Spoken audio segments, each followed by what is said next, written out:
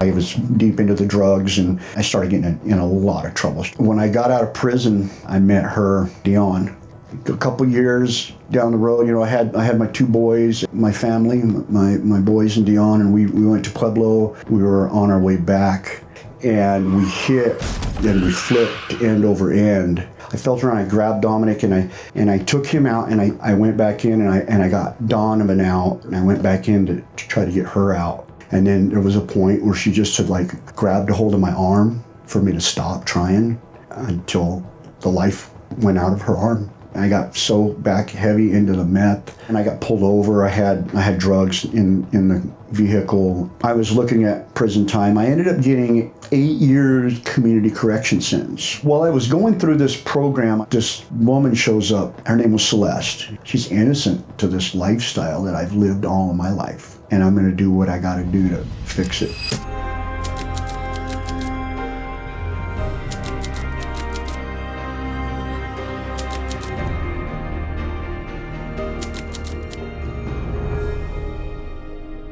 If I was going to change, I had to change everything. Celeste, she had started going to Red Rocks Church. She had been meeting with this pastor. So I met with him and I talked to him. One of the things he told me, he said, I want you to pray for the DA. I want you to pray for the police officers that arrested you. I want you to pray for the judges. I want you to pray for these people. And it was hard for me to do that, to actually sit down and genuinely say, please bless these people's lives.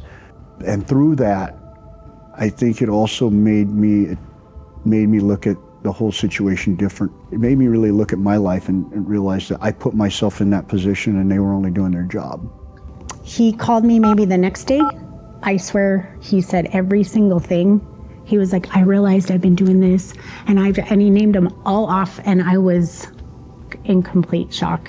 I knew that there was something else, something more out there. I was working on my own. I heard this commercial on the radio, and it was that Dan Merrill flipped this house. We were looking for a handful of investors in the Denver area, and I went to this 2-hour workshop, and I learned so much in that 2 hours, and all of these light bulbs started going off.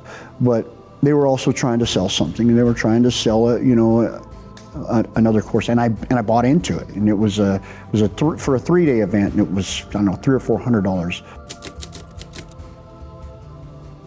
The event came, and I missed it. A few months down the road, it came back, and I got an email, and I'm like, I'm going to follow through with this event, and I went. It gave me all of the information that I needed to start my business.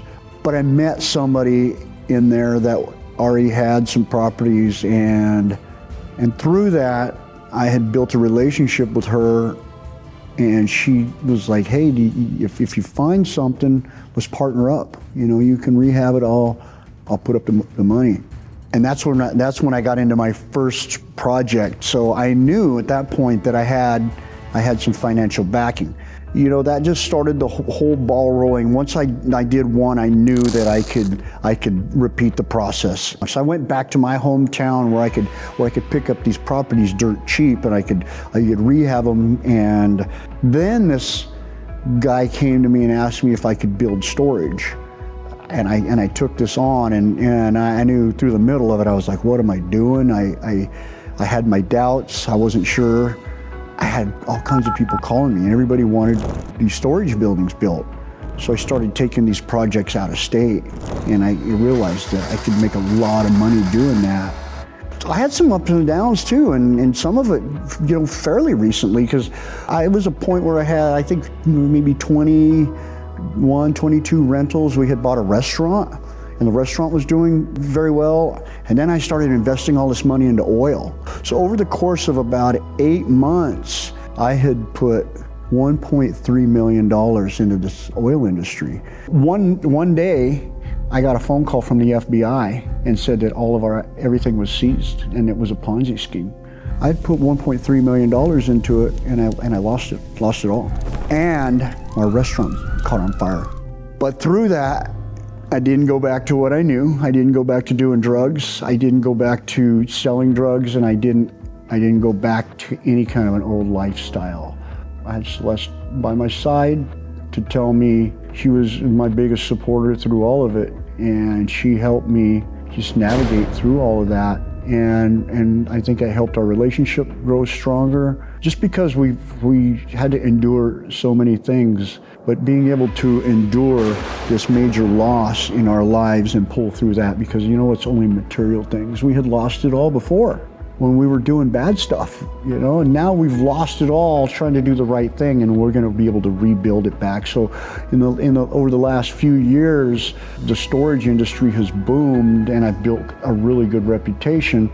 And she's been with me on all of these jobs. She's been my partner, my biggest supporter through all of it. And we've built this amazing lifestyle for ourselves where we can do what we want to do. And in the last few years, we've been able to, go to all of these different events. And, now we're traveling all over the world.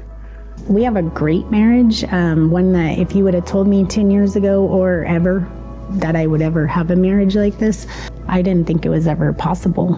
But she's became my best friend and my partner. We do everything together. We're almost inseparable. And we have to spend a couple days apart. It's like horrible.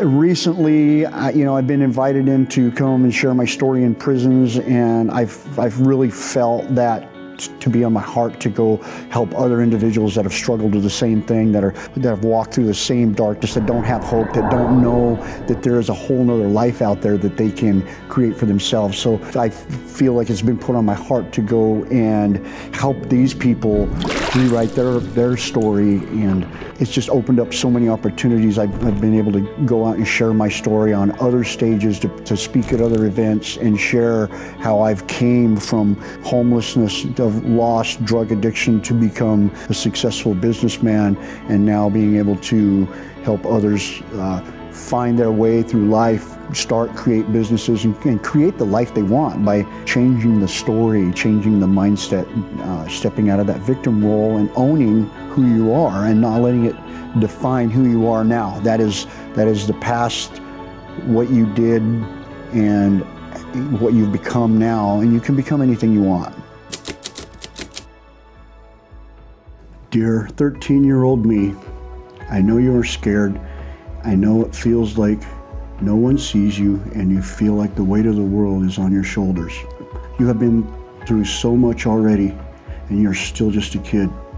Mom and Dad's divorce really shook your world. One day the life you knew suddenly changed. Your home was ripped apart. I know that you have found drugs to help numb the pain, not because you are weak, but you are desperate for peace, for something to fill the emptiness inside you.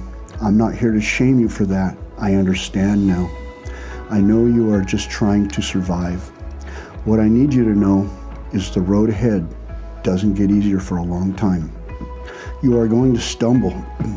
You will fall hard. You will get back up and fall again. By the time you are an adult, you will be in full-blown addiction. And you will be in jails, in treatment centers, in prison. And you will end up in prison and lose everything several times over. You will lose people you love. You will lose pieces of yourself. You will walk alone through the darkest time of your life, and drugs will consume you for a while. But I promise you, it doesn't end there. Somewhere along the line, through all the pain, you will rise. You will stop running. You will stop hiding behind your anger and addiction, and you will start owning your story. This is where your story will change. You will come from homelessness, rise up out of addiction. You will build million-dollar businesses from nothing. You will turn that pain and grit into power and purpose. You will become the man you never thought you could be. You will mentor others who carry the same darkness you once did. You will give them a reason to believe in themselves because you finally believe in yourself. You will become a good father. You will be a good husband. You will receive love from Celeste you never knew existed. You will come to create an amazing life with a partner and a best friend by your side. You will heal all the wounds from childhood. You will have peace with Mom and Dad. So long, little man, and never forget there is greatness in you. I know it. I've seen it. I am it. You are the reason I made it this far. Love, Damon.